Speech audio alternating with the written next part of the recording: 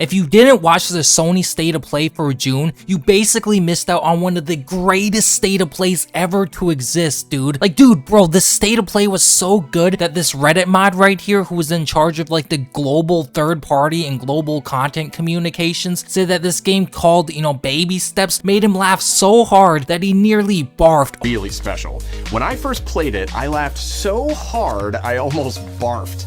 Uh-oh! Oh!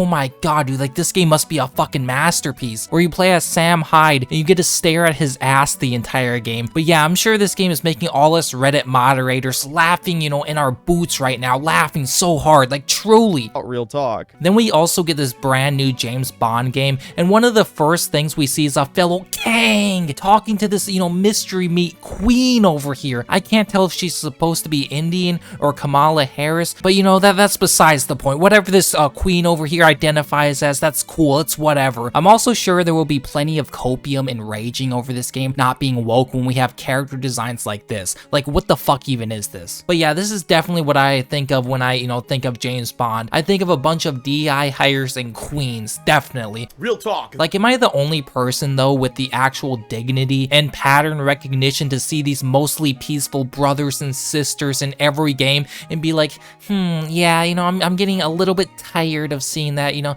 I'm getting a little bit tired of seeing this shit. I don't know, maybe I'm just racist even though I'm a Latina of color, obviously, okay? Real talk. And it's not even like this is the only game with this DI bullshit that any normal functioning, you know, member of society is also getting tired of. There was plenty of other games with this shit too. Like look at this dog shit right here, Tides of Tomorrow. I guess these clown ass developers haven't got the memo yet that we're tired of playing as blue-haired feminist creatures with queens in it, and we're tired of this, you know, sweet baby slop. What the fuck were they thinking? But I don't know, maybe I'm just a hater, you know, maybe I'm just a fucking hater because I don't consume the goy slop like a good goyim. I should want to break out my wallet to play a game where I play as a brown queen and need to climb up a boring mountain. How fun and engaging, dude. And when this game inevitably flops, which we all see coming, we all know it's coming, okay? I can't wait to be called a racist and shit. It's chic. But yeah, I guess we'll start from the start. We open up the State of Play with Tetris, or I guess in this case, Lumines Arise, which looks okay, I guess. These are the same people who made Tetris Effect, which is fine, but shouldn't we like open up on a banger, like a game or a series that's actually cool or people, you know, actually care about? You know, I'm not saying that nobody cares about Tetris, obviously, you know, it's one of the most sold games of all time. I'm not saying that. Like I don't know, imagine if they had something like, you know, Resident Evil 9 opening up. Now, to be fair, I don't have high hopes for modern day Capcom, but at least that'd be interesting, you know, to see a new game that people actually want to play. But nope, we instead get a puzzle game. How amazing. It'll probably be fine, but if this is the same price as Tetris Effect, which is $40 fucking, I'll pass on that shit, okay? Then speaking of Capcom, we got Pragmata, which just looks like a copy and paste of Death Stranding. Well, at least the main guy in the suit does. So this guy in the suit here has this android little girl robot who basically like rides on your back, and I guess she has powers and, you know, she helps you fight the robots and shit. It honestly just doesn't look interesting in the slightest. It really does seem like Capcom can't make any new IPs that are actually good or people actually want to play, such as that shitty Exoprimal Dinosaur game that I would guess everybody has forgotten about at this point until like right now when I just brought it up and you're like, oh yeah, I do remember that Exoprimal game. Or maybe you don't even remember it, because let's be honest, because it's just that forgettable. But yeah, modern day Capcom loves censorship. They will go out of their way to censor 20-year-old games to appeal to and appease the modern audience. Like, imagine going out of your way to fucking censor a game that's like,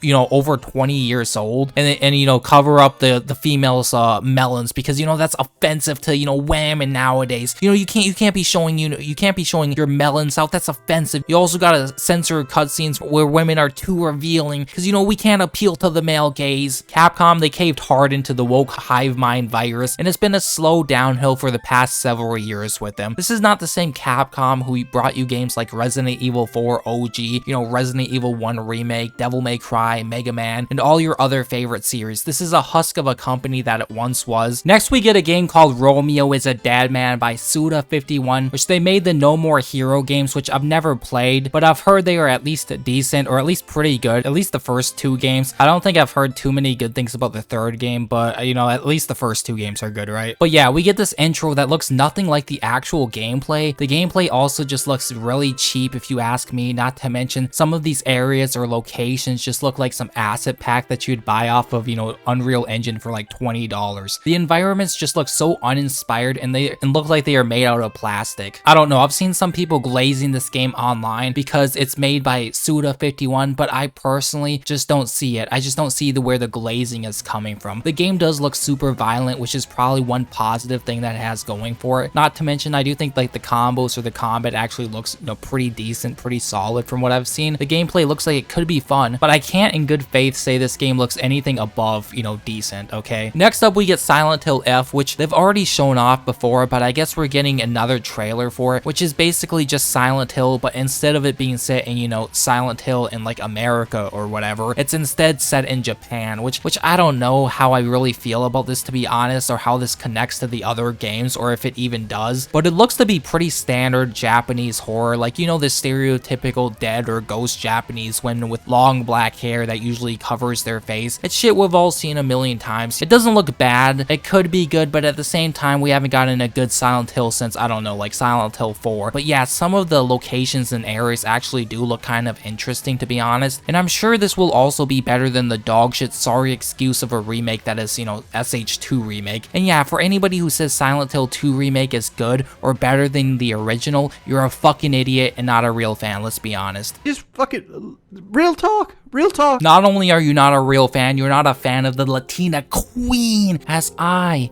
your Latina Queen, will never let you down.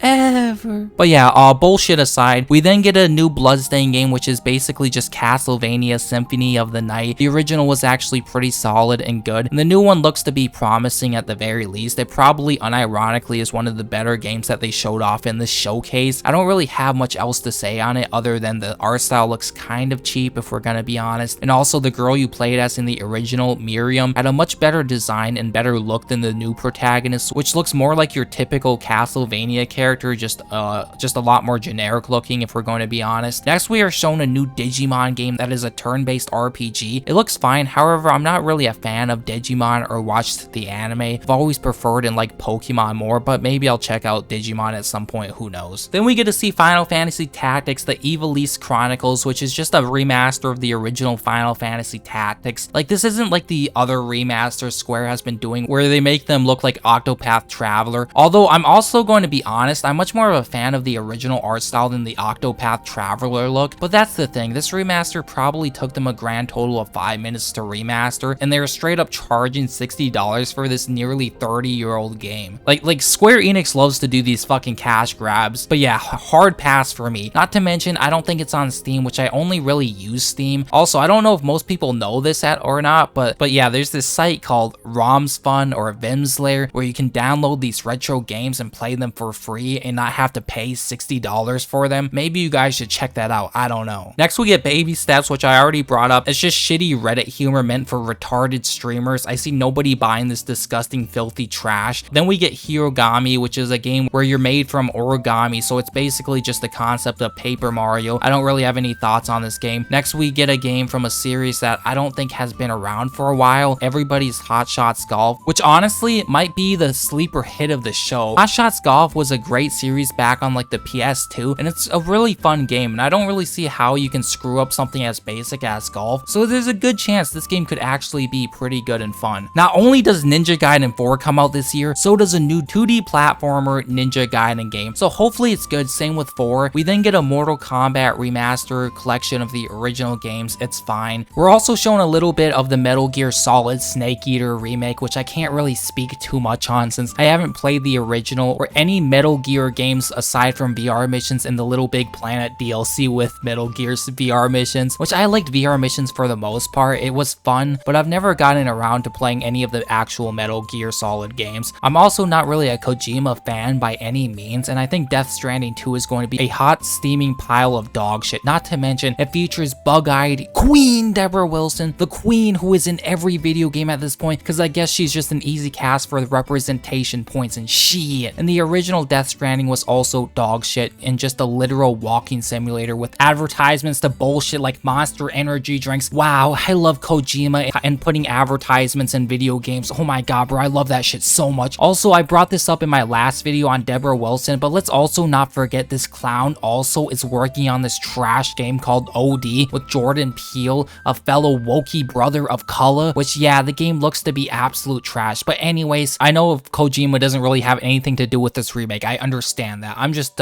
saying I don't like Kojima, okay? Yeah, anyways, at the end of the Metal Gear Solid trailer, much like last time, we are shown the monkeys from Ape Escape. Now, if you've been watching my channel for a while, you know I'm a fan of Ape Escape and use it as footage in a lot of my videos, but I don't even know what this is, like what this is. Like, is this just some bonus mode shit? Is this like some bonus level? Like, I don't know. Like, does anybody fucking know? Why is it even there? Can we instead just get an actual Ape Escape 4 instead? I'd rather have that than whatever bait bullshit this is supposed to be, okay? Then we get probably the biggest reveal of the entire showcase, Neo 3, which is basically a game by Team Ninja and Koei Tecmo. There's even a demo of the game to try out as long as you're on PlayStation, that is. If you're on Steam, then, you know, fuck you, no demo for you, which I don't really care that much since I don't usually care to waste my time with demos, but it's extremely gay that Sony is still doing this exclusivity bullshit where they lock shit out from the other platforms. Like, seriously, fuck Sony for still doing this shit. But yeah, Neo 3 is a Souls-like and it's fairly popular and well liked. I only played a little bit of 1 and 2. I'm not like the biggest fan of this series, but I've also kind of grown tired of Souls games in general and would prefer we get more actual action, you know, hack and slash style games, you know, instead like Devil May Cry or Ninja Gaiden instead of Souls-like bullshit. But regardless, I'm sure the game will be at the very least decent. I'll probably just wait for a sale though if I don't end up buying this game to review it and or stream it. We then get a game that was made for literally nobody, a game that I don't think a single person will buy, called Sword of the Sea, and I'm calling it now. This shit is going to flop hard. It's just another one of those artistic games where it's not actually about playing the game and more so about admiring the beautiful graphics, dude, which, you know, it's pretty gay, okay, if we're gonna keep it a $1.13, just like this game. Nobody cares about India and the shit-infested Ganges River that this game takes place in. Let's just be honest. Then we get the DI 007 game, which everybody has been saying, you know, Bond looks like a mystery meat mutt and is like a combination of multiple different people and or races. Some are saying he looks like Henry from Kingdom Come Deliverance. Others are saying he looks like Tom Cruise. I don't really know. I don't really care either. But yeah, the game looks really cheap and it doesn't look very interesting. Like, you compare this to the older 007 games like Nightfire or Agent Under Fire. Just do yourself a favor and play those instead. Then we get the biggest reveal and final reveal of the showcase, which is Marvel vs. Capcom 5. Oh my god, holy shit. At least we're closing off strong. Holy shit, you guys. We're finally getting a new Marvel vs. Capcom game, except it's without the Capcom part. Instead of having Capcom characters facing off against, you know, Marvel characters, we instead get Kamala Khan facing off against Spider-Man and Captain America and shit. Fucking lame. Not to mention, who was asking for Kamala Khan of all fucking characters, okay? They only showed off 8, which I'm assuming there will be more than 8, obviously, but this is who you choose to show off. Didn't you dumb fuck see what happened to the shitty Marvel Avengers game that got shut down? Who was asking for this? Literally, who the fuck was asking for this? Yeah, everybody's favorite DI Muslim character from Pakistan. I guess they at least made her not hideous to look at and gave her a cute anime design at the very least. But again, this has got to be one of the most astroturfed, you know, characters of all time. They also have Storm in the game with actual sex appeal, so there's at least some positives to this game. But the two female characters they show off are both women of color. You choose Storm and Kamala Khan of all female characters to show off. I mean, at least Storm makes sense, you know, but you know, come on, Kamala Khan, really? But yeah, the roster in general that they decided to show off was not it. They could have picked way better Marvel characters, okay? But yeah, overall, the showcase was absolute dog shit, and I don't know what they were thinking, ending it off on the Marvel fighting Souls. A bunch of slop and only a few games that either look interesting or could be decent. The best things for me from the showcase was probably the Hot Shots golf game, Bloodstained, and maybe Neo 3, even though I'm not a huge fan of the Neo series, but you know, it looks like it could be decent for the people who actually like that game. The Suda51 game might also be decent,